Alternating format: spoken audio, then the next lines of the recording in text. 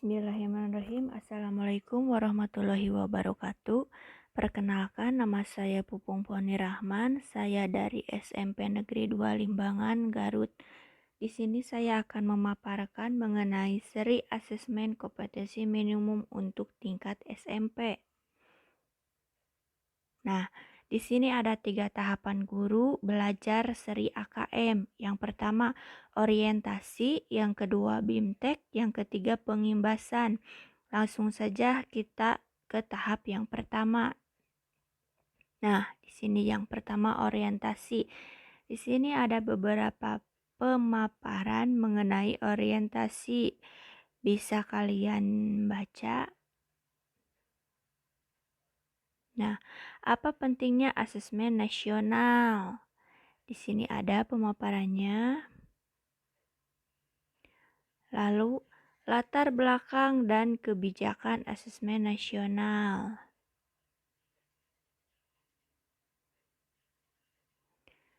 Di sini ada kecakapan hidup abad 21 dan profil karakter belajar Pancasila. Bisa kalian baca sendiri.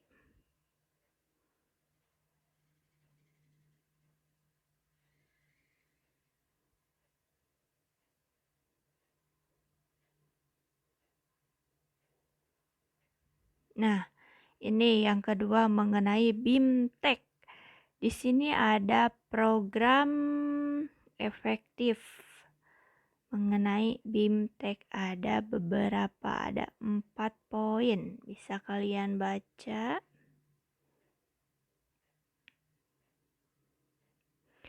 Ini konsep asesmen nasional. Lalu tujuan dan manfaat asesmen nasional.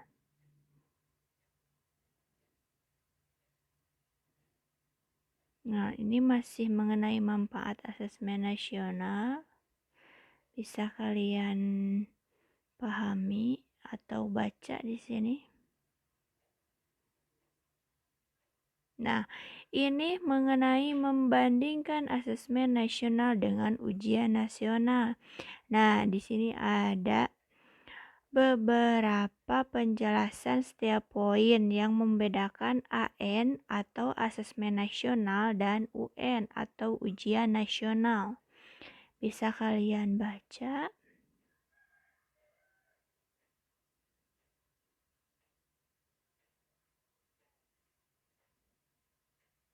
Nah, ini asesmen nasional bukan pengganti ujian nasional.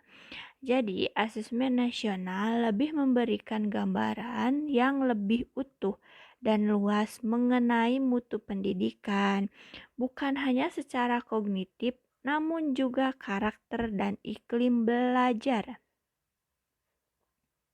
Nah, ini mengenai evaluasi ujian nasional. Bisa kalian baca sendiri, di sini ada 3 poin. Nah, lalu ini mengenai petunjuk dan teknis pelaksanaan asesmen nasional. Di sini juga ada jadwal pelaksanaannya. Hari pertama dan hari kedua. Jadi asesmen nasional atau AN hanya dilaksanakan 2 hari. Nah, ini adalah kriteria peserta asesmen nasional. Bisa kalian baca sendiri. Lalu, ini merumuskan butir soal asesmen nasional. Di sini ada bentuk soal asesmen nasional dan terdiri dari pilihan ganda kompleks, menjodohkan, dan isian singkat. Lalu uraian. Nah, ini ada konsep literasi membaca.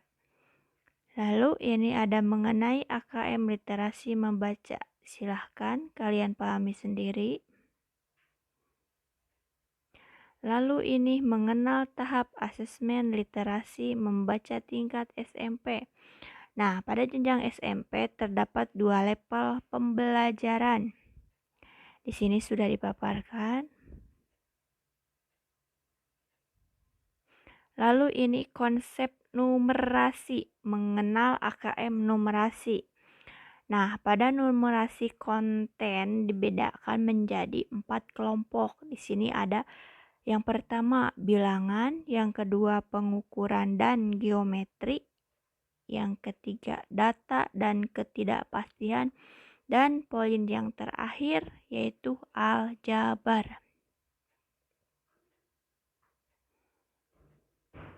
Lalu di sini mengenal tahap asesmen numerasi tingkat SMP. Nah, pada jenjang SMP terdapat satu level pembelajaran.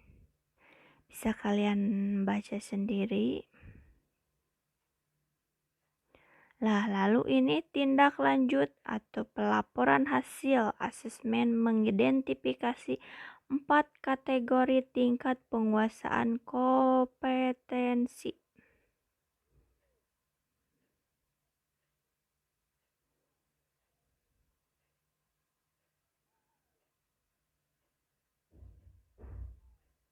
Nah, ini menjelaskan perbedaan pembelajaran berbasis kompetensi dengan berbasis kontens. Bisa kalian pahami sendiri. Di sini bisa dibaca. Nah, ini masih dengan menjelaskan perbedaan pembelajaran berbasis kompeten dan berbasis kompetensi. Nah, ini ada analisis kategori penguasaan kompetensi untuk tindak lanjut pembelajaran. Di sini ada 4. Yang pertama, perlu intervensi khusus. Yang kedua, dasar. Yang ketiga, cakap. Yang keempat, mahir. Silahkan kalian pahami sendiri. Nah, ini merekomendasikan strategi pembelajaran berdasarkan hasil laporan asesmen kompetensi minimum. Nah, ini yang terakhir segitiga belajar, yaitu terdapat kurikulum, asesmen, dan pembelajaran.